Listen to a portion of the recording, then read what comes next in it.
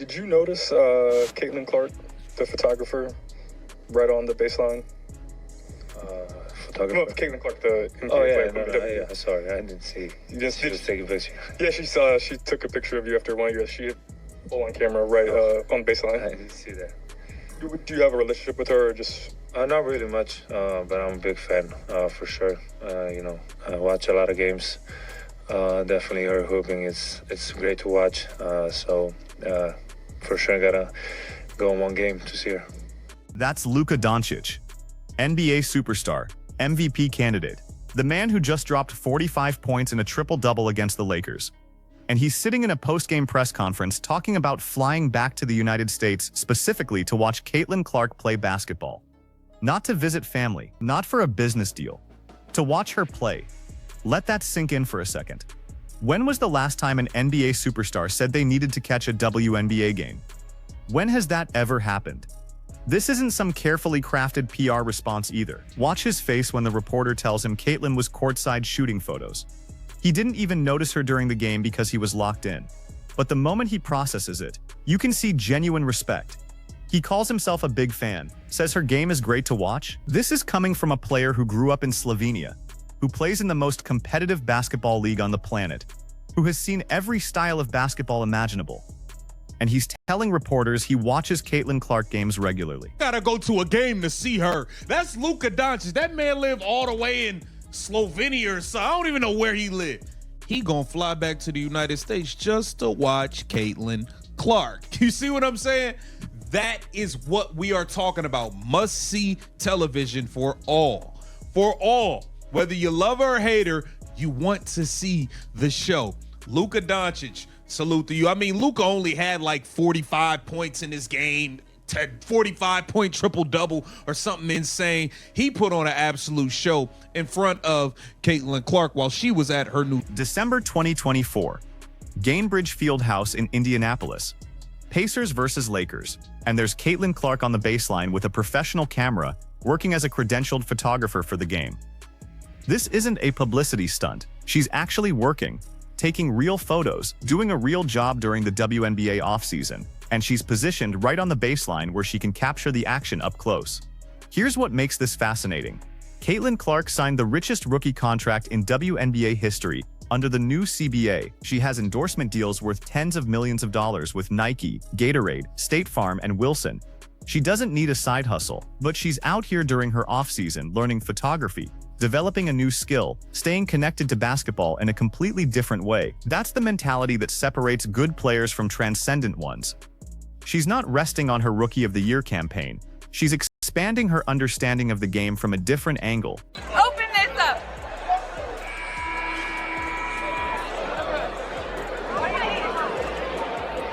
Obviously, I've done this before, okay? Caitlin Clark, the photographer. No! I didn't even notice that! Oh, that's so cute! Open this up! All right, let's take a look, man. There was a clip with LeBron James that we got to get to when he was crashing out on the refs and she was taking photos. That was pretty funny. Now this moment right here became instant social media gold. LeBron James, in the middle of an intense game, crashes into the baseline after a play. He's fired up arguing with the officials about a call. And Caitlin's right there in the photographer's pit, camera up, capturing the whole thing. You can see her adjust her position slightly, staying professional, getting the shot while one of the greatest players in basketball history is having a moment 3 feet away from her. The NBA broadcast team caught it. They're calling out her presence during a nationally televised game. The announcers are talking about the WNBA during an NBA broadcast, which almost never happens unless it's a generic promotional mention. But this is organic, this is genuine interest, because Caitlin Clark's presence is newsworthy even when she's not playing. Even when she's literally just doing a job behind the scenes, she's part of the story. That's the definition of cultural impact. Let's take a look at this. Man, Caitlin Clark busy in the offseason, bro. She's everywhere. Here it says, women are changing the game on and off the court. I truly think this is just the beginning. I think this is going to help a lot of things take off. And like I said, I don't think it's just women's sports. I think it's the way women are valued across the world and what we can bring to the table. Hi, I'm Caitlin Clark, and we're at Uber's Game Changers event.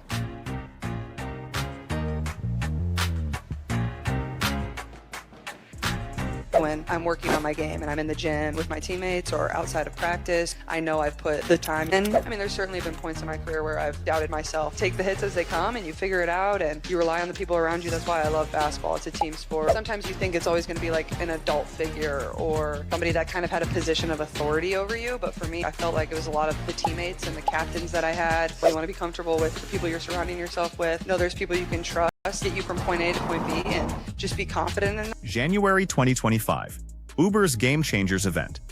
And Caitlin's delivering a speaking engagement about women in sports, about the growth of women's basketball, about the responsibility that comes with the platform she's built.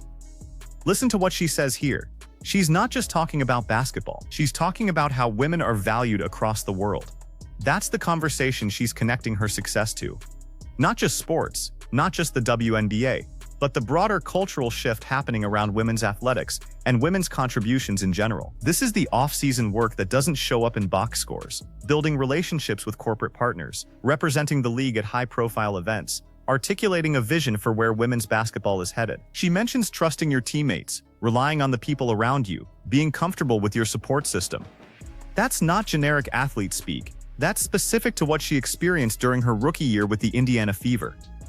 Think about the context. Caitlin Clark entered the WNBA in April 2024 with more pressure than any rookie in league history. The #1 overall pick, the most watched college player ever. Expectations that were frankly impossible to meet. And she delivered. She led all rookies in points and assists. She broke the single-season assist record. She took a Fever team that went 6-16 in 2023 and helped them reach the playoffs for the first time since 2016. That's not hype. That's measurable, documented impact in year one. But now it's January. The season doesn't start until May, and instead of disappearing like most players do during the offseason, she's everywhere. She's at NBA games working as a photographer. She's at corporate events talking about the future of women's sports. She's staying in the public eye, keeping the conversation going, maintaining momentum. That's intentional, that's strategic. And it's exactly what the WNBA needs from its biggest star. Way, man, it is time to start cooking people. It's time for Caitlin Clark to, start stirring the pot on some of these people. And that's just what it is, man. We got the expansion draft coming up. Okay, the Fever have to protect some players. They are at risk of losing some major key pieces. What are they going to do with Kelsey Mitchell? What's going to happen with Lexi Hall? Sophie Cunningham in free agency. Are they going to be able to bring everyone back? What happens? Are they going to protect the rookie Michaela Timpson? Or are they going to leave her out there to be picked up in the expansion draft? And she 100% will get picked up by Toronto or Portland if she is not protected in the expansion draft. These are all very, very interesting things we've got to see. Now let's talk about what's actually at stake this offseason. Because while Caitlin's out here building her brand and developing new skills, the Indiana Fever front office is facing the most consequential roster decisions in franchise history. The WNBA expansion draft is coming. Toronto and Portland are joining the league for the 2026 season, and every existing team has to submit a list of protected players by the end of January 2025. Here's how it works. Each team can protect up to 6 players, everyone else goes on the unprotected list. Toronto and Portland each get to select 1 player from the unprotected pool, with no more than 1 player coming from any single team. Sounds simple enough, right? Protect your core 6 players and move on. Except it's not that simple, not even close. The Fever have Caitlin Clark. Obviously she's protected. That's one spot.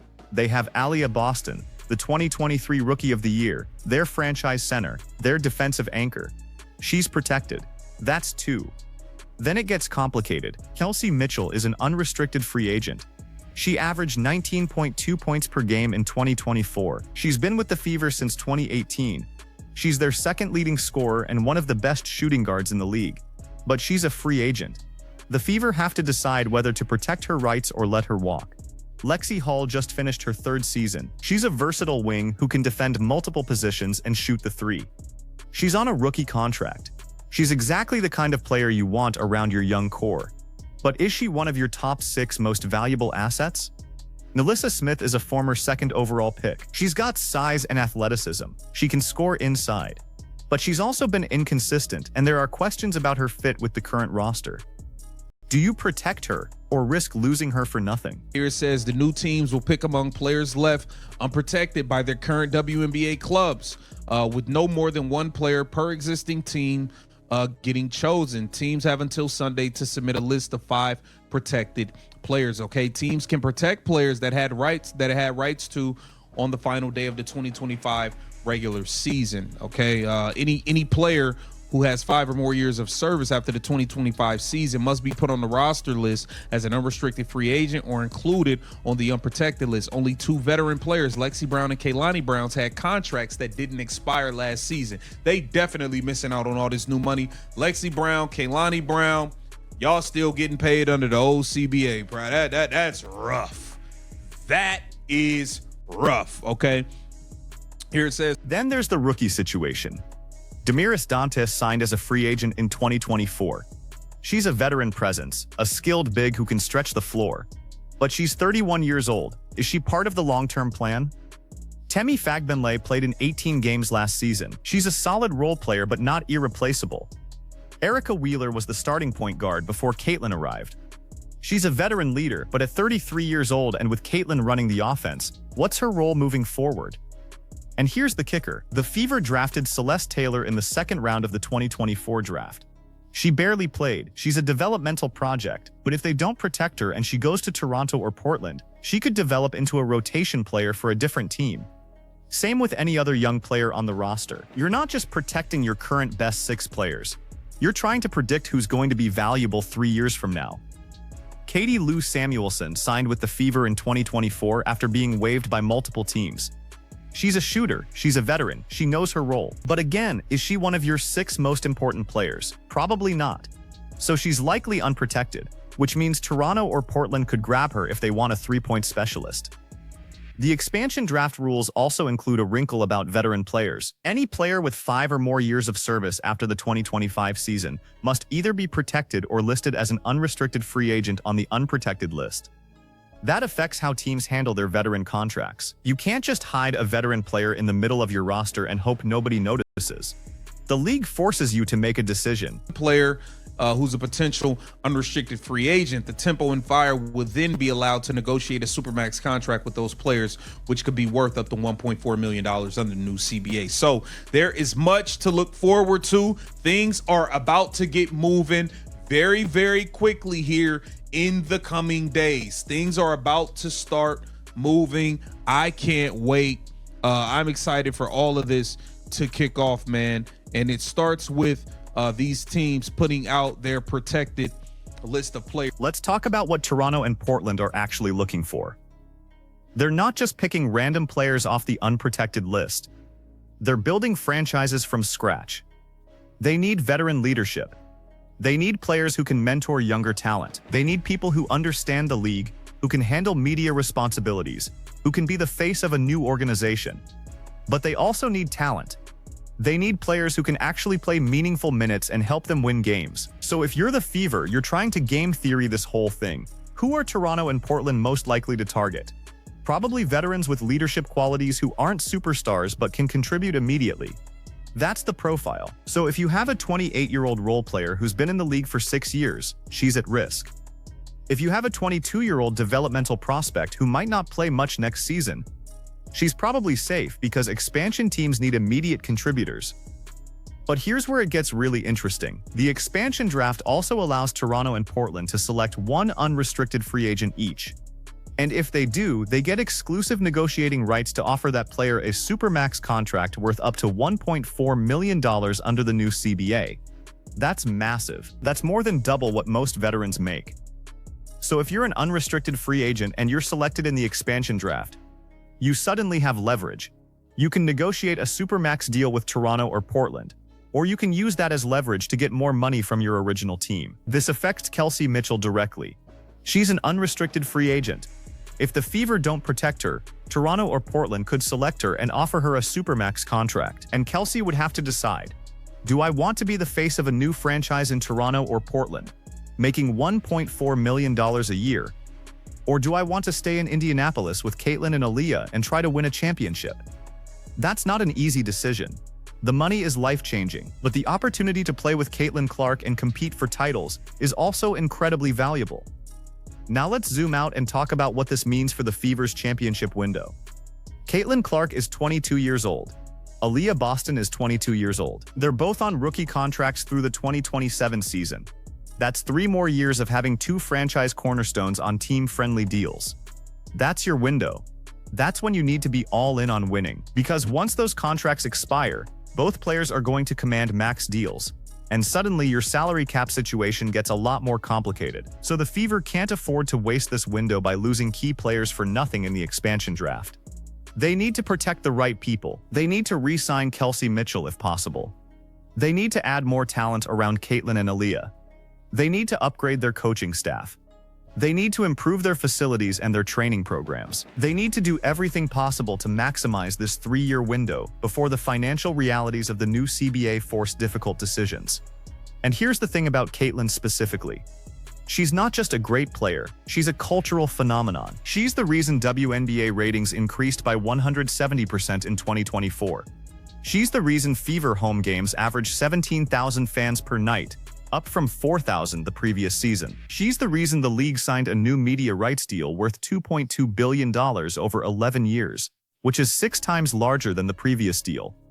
Her impact on the league's business side is unprecedented, but that also creates pressure, because if the Fever don't build a championship contender around her, if they waste her prime years with mediocre rosters and poor management decisions, she's going to get frustrated. And when her contract expires in 2027, she's going to have options. Every team in the league will offer her a max contract. She'll be able to choose her destination. And if the Fever haven't shown they're serious about winning, why would she stay? This is the reality of modern sports. You can't just draft a generational talent and assume they'll stay forever out of loyalty. You have to prove you're committed to winning. You have to surround them with talent. You have to make smart decisions in moments like this expansion draft. Because if you don't, someone else will. And Caitlin Clark will end up leading a different franchise to championships, while the Fever rebuild for another decade. So when you see Caitlin at NBA games working as a photographer, or at corporate events talking about the future of women's basketball, or doing speaking engagements during the off-season, understand what's happening. She's building her brand. She's expanding her skill set. She's staying engaged with the sport in different ways. She's doing everything right. The question is whether the Fever front office is doing everything right, whether they're making the smart decisions, whether they're protecting the right players, whether they're building a championship roster or just hoping things work out. The expansion draft protection lists are due at the end of January 2025.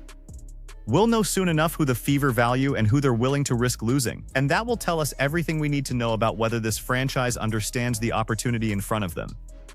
Because opportunities like this don't come around often. Generational talents don't grow on trees, and if you waste this window, you might not get another one for 20 years. So what do you think the Fever should do? Who would you protect in the expansion draft? Would you risk losing Kelsey Mitchell to keep a younger player? Would you prioritize veterans or developmental prospects? And do you trust the Fever front office to make the right call? Drop your thoughts in the comments, because this is the most important offseason decision this franchise has made in a decade. And we're about to find out if they get it right.